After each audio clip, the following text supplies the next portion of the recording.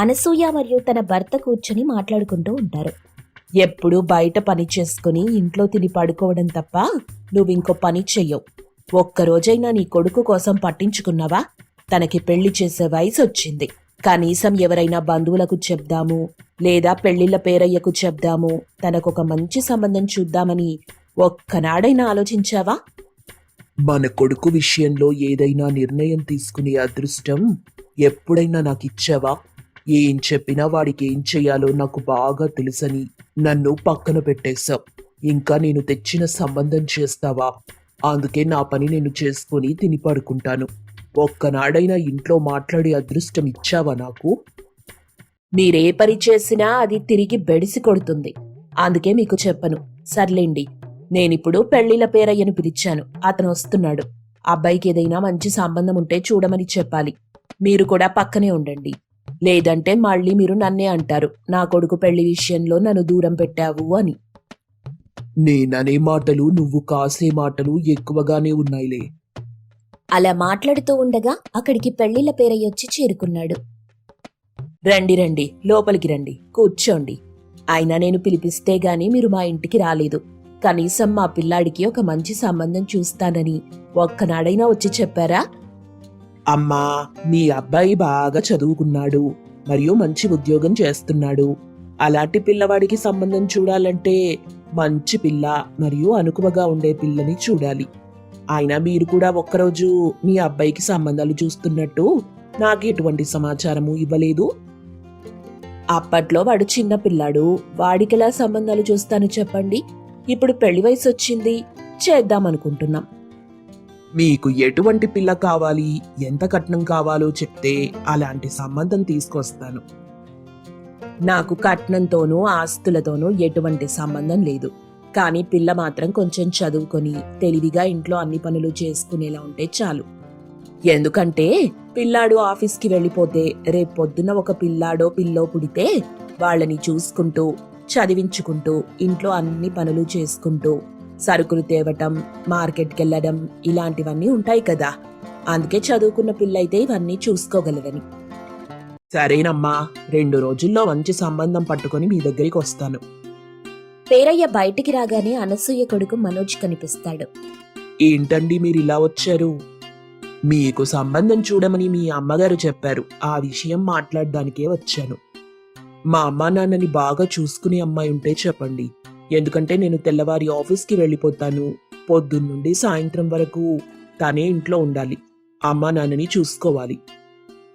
మీ అమ్మకు కావలసిన గుణాలు మరియు మీకు కావలసిన గుణాలు కలిగిన అమ్మాయిని వెతకాలంటే కొత్త అమ్మాయిని తయారు చేయించి తేవాలి. అమ్మ అనే మాటలేం పట్టించుకోకండి గాని అమ్మ వాళ్ళని బాగా చూసుకుంటే చాలు, ఇంకేం అవసరం లేదు.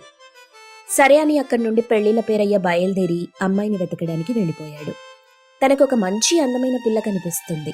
గుణవంతురాలు, ఎప్పుడూ వేరొకరికి సాయం చేస్తూ ఉంటుంది.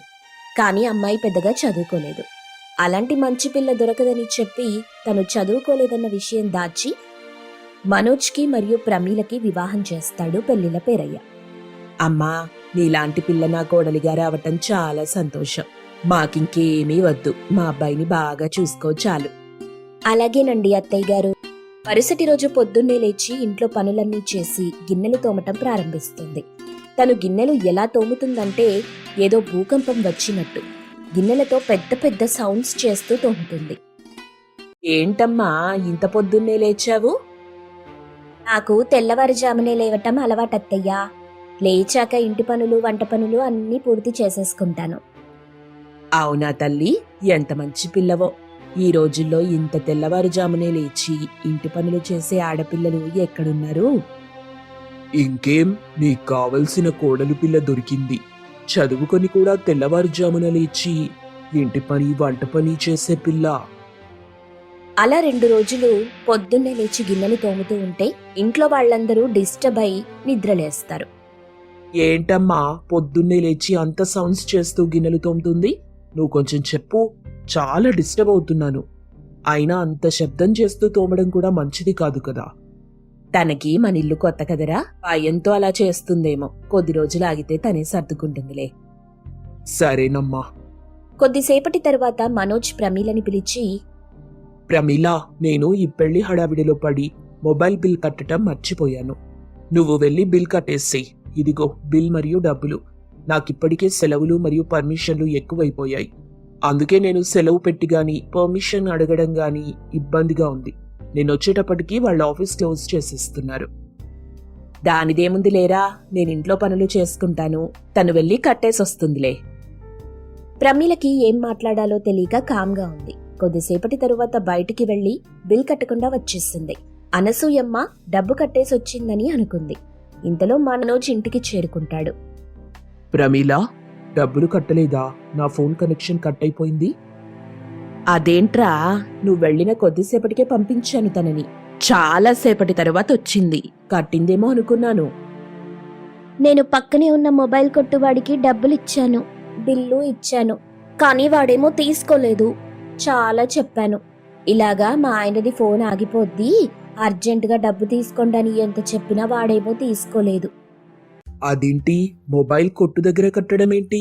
నేను నీకు బిల్ కట్టమని చెప్పాను కదా. ఇంతకీ నువ్వేం చదువుకున్నావు చెప్పు. అది నేనేం చదువుకోలేదండి. ఓరి నాయనో, చదువుకోలేదా నువ్వు? చదువుకున్నావని అబద్ధం చెప్పి మాకంటగట్టారా? ఎంత మోసం, ఎంత మోసం! ఉండు, ఇప్పుడే ఆ పెళ్లిళ్ళ పెరయ్యగాడి పిలక పట్టుకొని జాడిస్తాను. పోనీలే అమ్మా, చదువుకోకపోతే ఏమైంది? మనందరినీ బాగానే చూసుకుంటుంది కదా, అది చాలు. చదువు నేర్పించడం ఎంతసేపమ్మా? రేపటి నుండి ట్యూషన్ పెట్టించి చదువు నేర్పిద్దాంలే. ఒక 2 సంవత్సరాల్లో అన్నీ నేర్చేసుకుంటుంది. నువ్వు చెప్పింది నిజమే లేరా. మళ్లీ మరుసటి రోజు ప్రమీల పొద్దున్నే లేచి ఇంటి పని, వంట పని మరియు గిన్నెలు తోమటం మొదలెడుతుంది. ముందు రోజు వంటలు ఎక్కువ చేయడంతో ఎక్కువ గిన్నెలు ఉండటం వల్ల ఇంకా పెద్ద పెద్ద సౌండ్స్ చేస్తూ తోముతుంది. ఒక్కసారిగా అనసూయ తన భర్త మరియు మనోజ్ లేచి, ఎంత నీకు అలవాటైతే మాత్రం ఇలా పొద్దున్నే లేచి ఇంత పెద్ద పెద్ద శబ్దాలు చేస్తూ గిన్నెలు తోముతూ ఉంటే పక్కింటి వాళ్ళు ఏమనుకుంటారు? అసలేమన్నది కాలనీ. పక్కింట్లో ఏం జరిగినా, పొరుగింట్లో ఏం జరిగినా వినిపిస్తుంది. నువ్వు రోజు తెల్లవారుజామున లేచి ఇలా డిస్టర్బ్ చేస్తూ ఉంటే ఎంత ఇబ్బంది పడుతున్నామో తెలుసా? ఆఫీస్కి నిద్రమోహంతో వెళ్లాల్సి వస్తుంది. సరేనండి, రేపటి నుండి నేను నెమ్మదిగానే తోముతాను, శబ్దం రాకుండా. కానీ ప్రమీలకు గిన్నెలు అంత గట్టిగా సౌండ్ చేస్తూ తోమితేనే తోమిన సాటిస్ఫాక్షన్ ఉంటుంది. మరుసటి రోజు కూడా అంతే శబ్దంతో తోమడంతో పక్కింటి వాళ్ళు, ఎదురింటి వాళ్ళు, పొరుగింటి వాళ్ళు అందరూ వచ్చేస్తారు. ఏంటనసూయమ్మా, పెళ్లైన కొత్త కోడల్ని ఇంట్లో నిద్రపోనివ్వకుండా అంత పొద్దున్నే లేపి ఇంట్లో అన్ని పనులు చేయిస్తున్నావా? చేయిస్తే చేయించావు గాని మమ్మల్నందరినీ ఎందుకు ఇబ్బంది పెడుతున్నావు? నీ కోడలు నీ ఇష్టం.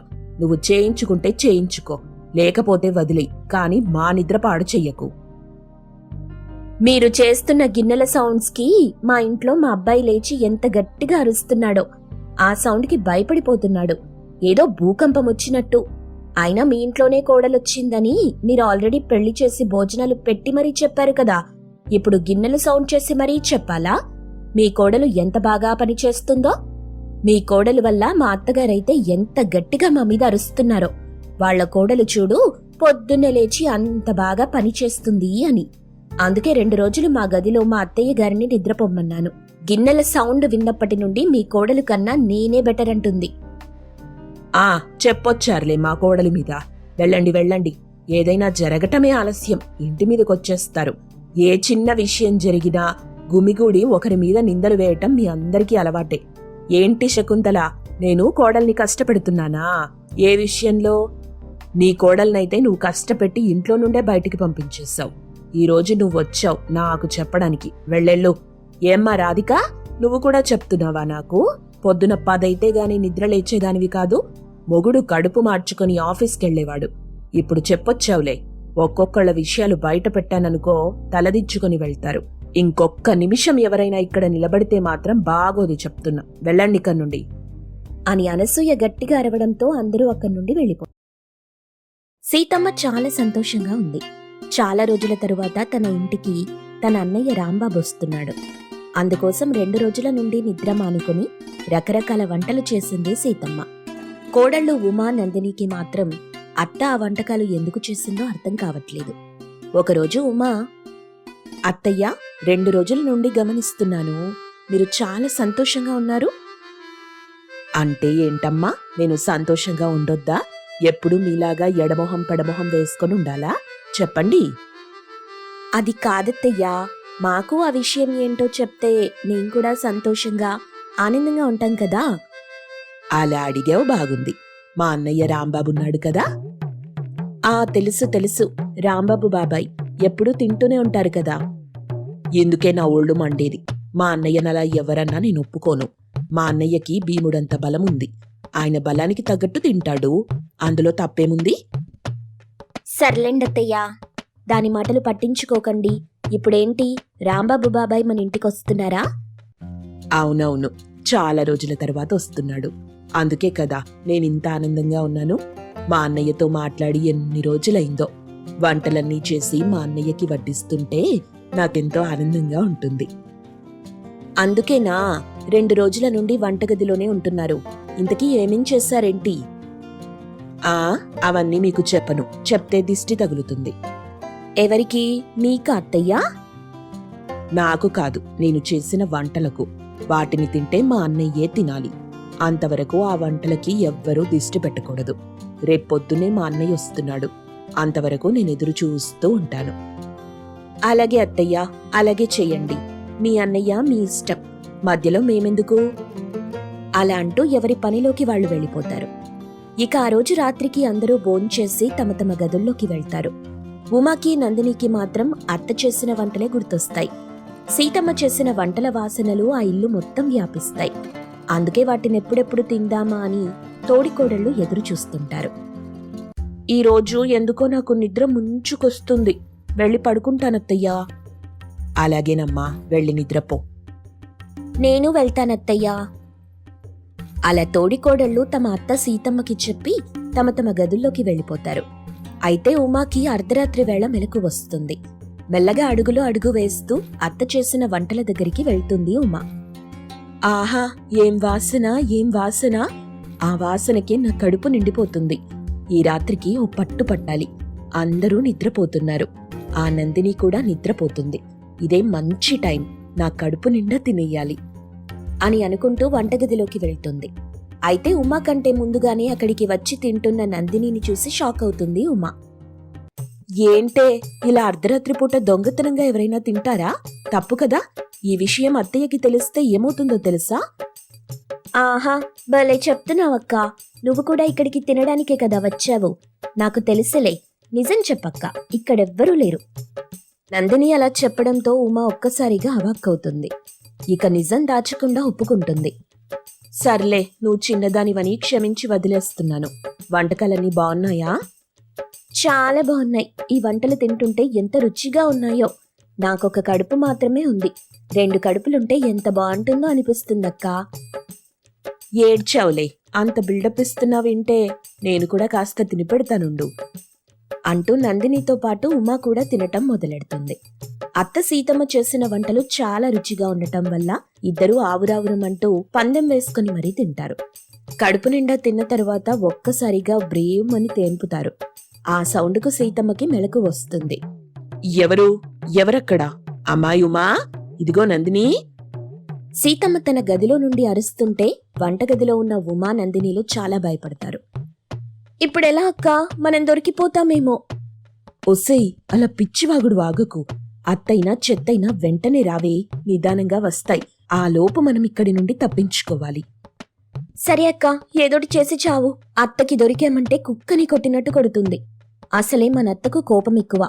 లేక లేక వాళ్ళన్నొస్తున్నాడని ఇలా రకరకాల పిండి వంటలు చేసింది. తీరా మనం వాటిని తినేశామని తెలిస్తే ఇక అంతే సంగతి.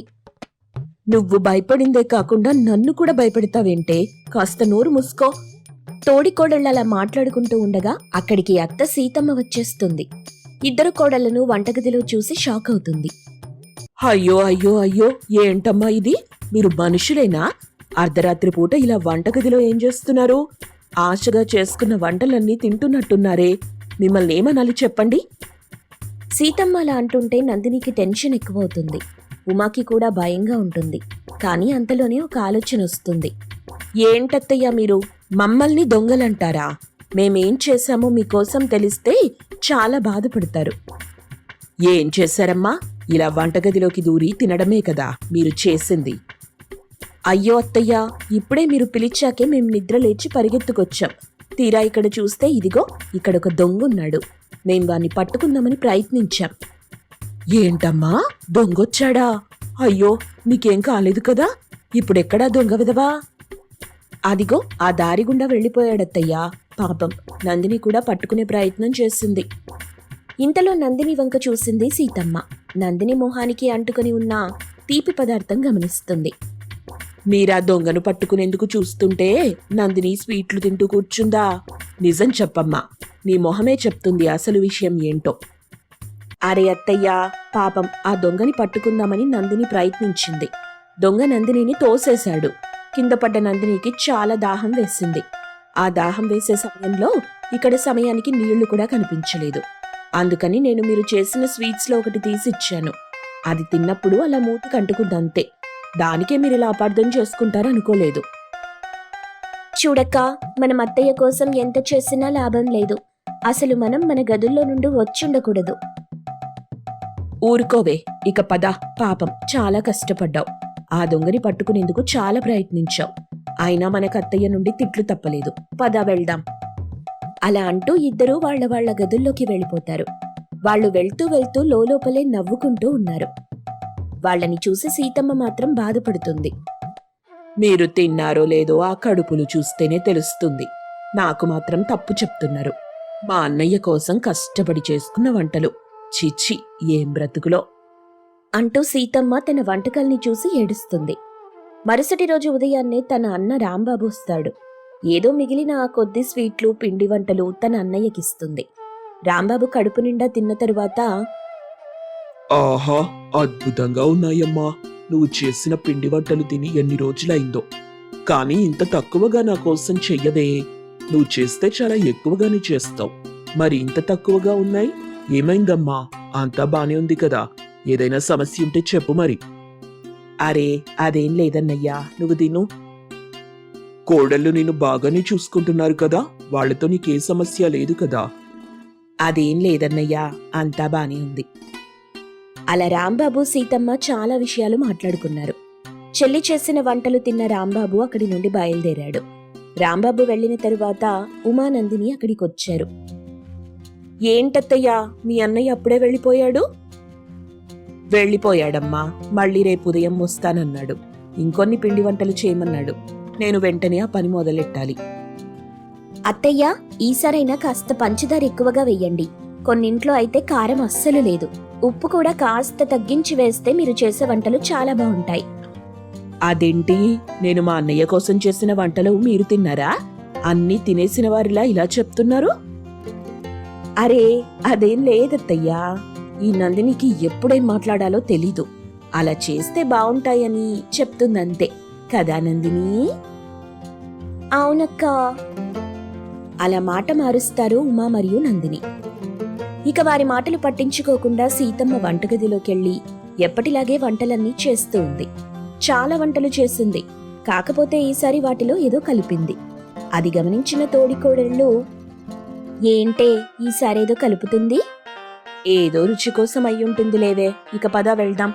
రాత్రికి మళ్ళీ మనం తినడానికి రావాలి కదా. అవునక్క, పద వెళ్దాం. అలా ఉమా నందిని తమ గదుల్లోకి వెళ్ళిపోతారు. ఇక సీతమ్మ తన పాటికి తాను వంటలన్నీ చేసి వాటిని చూసి మురిసిపోతుంది. ఇక ఆ రోజు రాత్రి రాణి వస్తుంది. అర్ధరాత్రి వేళ తోడికోడళ్ళు తినడానికి వంటగదిలోకి దూరతారు. ఒసై నందిని, సౌండ్ చేయకుండా తిను. అలాగే అక్క. అలా ఉమా నందినిలు శబ్దం చేయకుండా తమ అత్త చేసిన వంటకాలన్నీ ఆవురావురమంటూ తింటారు. ఆ తరువాత మెల్లగా తమ తమ గదుల్లోకి వెళ్లి నిద్రలోకి జారుకుంటారు. ఇక పొద్దున్నే నిద్రలేచిన సీతమ్మ వాళ్ల ఇంటి బాత్రూం ముందు కుర్చీ వేసుకుని కూర్చుంటుంది. 1, 2, 3 అని లెక్కబెట్టగానే, హోయమ్మో, నా కడుపు కదిలిపోతుంది అంటూ ఉమా బాత్రూంలోకి వెళ్తుంది. తర్వాత వెంటనే నందిని కూడా ఉమా వచ్చిన తర్వాతే వెళ్తుంది. ఒకరి తర్వాత ఒకరు అలా వెళ్తూనే ఉంటారు. వాళ్ళని చూసిన సీతమ్మ పగలబడి నవ్వుకుంటుంది. నన్నే మోసం చేస్తారా? మీ సంగతి తెలిసే, అందుకే ఇలా. అయ్యో అత్తయ్య, ఏం చేశారు? ఇప్పటికైనా తప్పొప్పుకుంటే నిజం చెప్తాను. మీరు చేసిన తప్పేంటో మీరే చెప్పండి. బుద్ధి లేకుండా ఆ పని చేశామత్తయ్యా. మీరెంతో ఇష్టంగా చేసిన స్వీట్లు, పిండి వంటలు అన్నీ మేమే తిన్నాం. అర్ధరాత్రి వేళ ఇలా తినటం అలవాటైపోయింది. మమ్మల్ని క్షమించండి అత్తయ్యా. మీరు తప్పు చేసిందే కాకుండా దాటేశారు. అందుకే మీ నుండి నిజం రప్పించడానికి ఇలా మీరు తినే వంటకాల్లో లూజ్ మోషన్స్ అయ్యేందుకు మందు కలిపాను. అయ్యయ్యో, ఎంత పని చేశారత్తయ్యా అంటూ మరోసారి ఉమా బాత్రూంలోకి పరిగెడుతుంది. ఉమా తర్వాత నందిని అలా వెళ్తూనే ఉంటారు. వాళ్ళని చూసి సీతమ్మ నవ్వుకుంటుంది. అలా అర్ధరాత్రి తినే తోడికోడళ్లకు అత్తగారు బుద్ధి చెప్తారు.